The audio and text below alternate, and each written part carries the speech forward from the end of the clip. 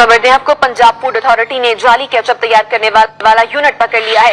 Director operations Rafia Haider के मुताबिक Punjab food product नामी यूनिट मदीना पार्क रोही नाला के इलाके में छुपकर काम कर रहा था।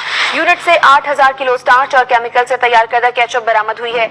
इसी हवाले से मजीद बात करेंगे एक्सप्रेस न्यूज के नुमाइंदे आसिफ महमूद से। आसिफ, कहिएगा किस तरह ये कार्रवाई अमल में लाई गई है?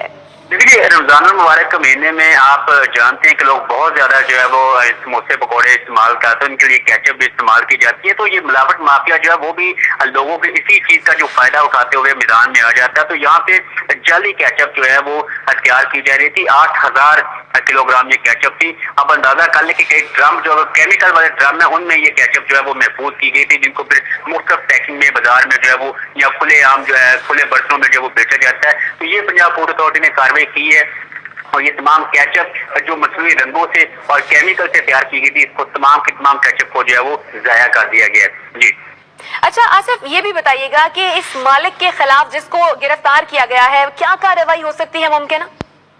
देखिए, एक तो ये तमाम की तमाम फैक्ट्री जो वो सील कर दी कि तमाम मशीनरी भी कब्जे में ले ली गई है। इनके खिलाफ जो है वो मिलावट का अडल्ट्रेशन का जो है मुकदमा दर्ज किया गया है, जिसके तहत जो है वो 3 साल कैद और 10 लाख से ज्यादा जो है वो जुर्माना या दोनों सजाएं जो है वो हो सकती हैं। ये अब कोर्ट पे डिपेंड करता है कि कोर्ट इस फैसले को देखते हुए वो साबित करेंगे लेबोरेटरी में कि किस हद तक मिलावट की गई थी, उसी के हिसाब से जो है वो सजा का जो है वो तयन किया जाएगा। जी शुक्रिया आसिफ महमूद, आपने आगाह किया।